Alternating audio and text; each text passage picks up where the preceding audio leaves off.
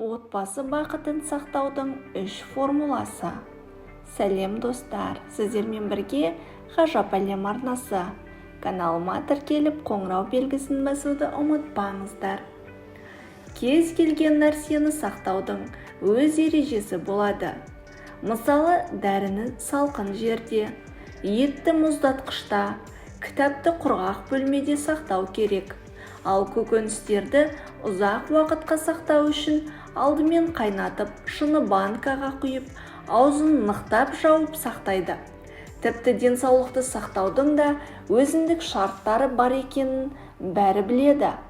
Дәл сол сияқты отбасы бақытын сақтаудың да ережесі жоқ емес.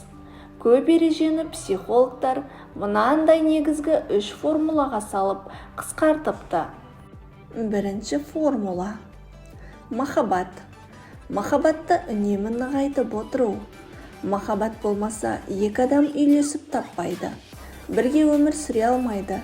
Махаббат соңы үйленумен аяқталғанымен сезім оты сөніп қалмауы тиіс.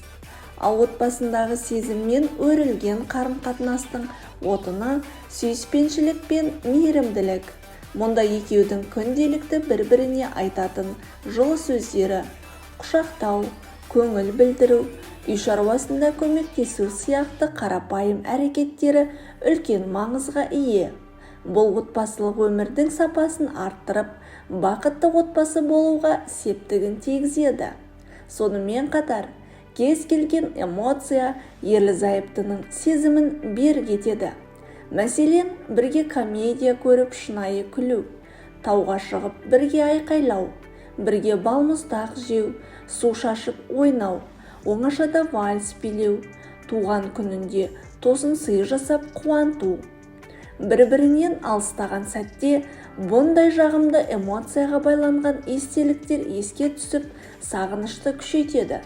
Сондықтан да ортақ естеліктер көп болғаны дұрыс. Бұл орайда отбасылық дәстүрлер, отбасы кеші, саяхат, бірге серуендеу немесе бірге тамақ дайындау секілді ортақ шараларды аптасына 1 рет болмаса да ай сайын ұйымдастырыңыз. Тіпті айына 1 рет бір-біріңізді кездесуге шақыруды дәстүрге айналдырсаңыз болады. Мысалы, бұл айда жалақы алған күні сіз оны, келесі айда ол сізді кафеге шақырсын. Кездесуде екеу ғана. Яғни балаларды ата-енеге немесе әпке-жеңгеге тастап кету керек. Кездесуге кафеге шақыру міндетті емес. Екеудің қолтықтасып, жай ғана саябақта серуендеуі жақындық пен жылылықты арттырады. Жалпы, кез келген эмоциялық және физикалық қарым-қатынас сезімді нығайтады. Екінші формула – сенім. Сенім махаббатта қуатты. Сондықтан сенімді жоғалтпауды ойлаңыз. Өйткені сенім жоғала бастаса көңіл сынады. Көңіл 1 рет қалса қайтадан бастапқыдай болмайды. Көңіл белгілі бір дене мүшесі болмағанымен ең қатты ауыратыны сол. Отбасында мәселелерді жасырып қалу, бір-бірінен құпия ұстау қарым-қатынасты қиындатады.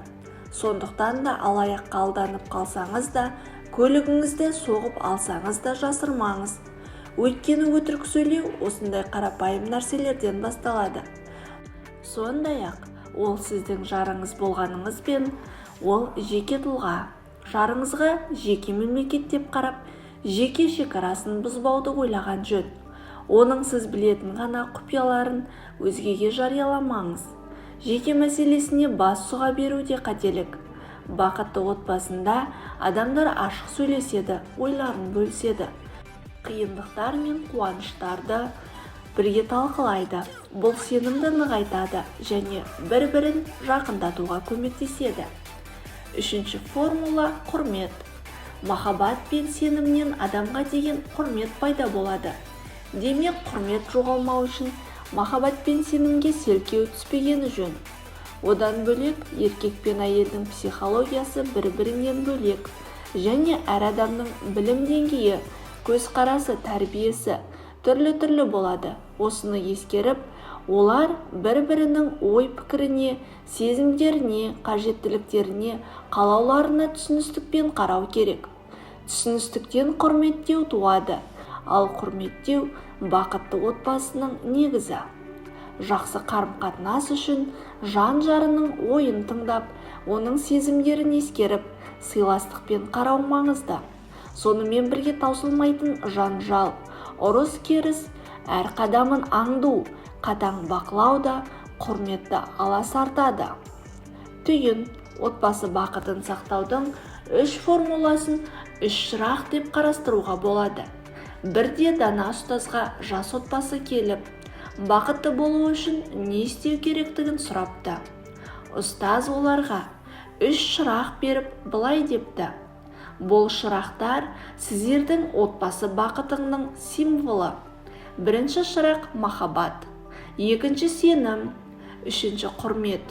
Егер сіздер бақытты болғыларыңыз келсе, осы 3 шырақты бірдей жандырып, ешқашан өшірмеңіздер. Бірі сөніп қалса, екінші шырақтың отымен қайта жағып алуды жылдамдату керек деген екен. Міне, отбасы бақыты бар болғаны 3-ақ сезімнің отынан құралады. Осы 3 шырақ отын сөндіріп алмасаңыз болғаны.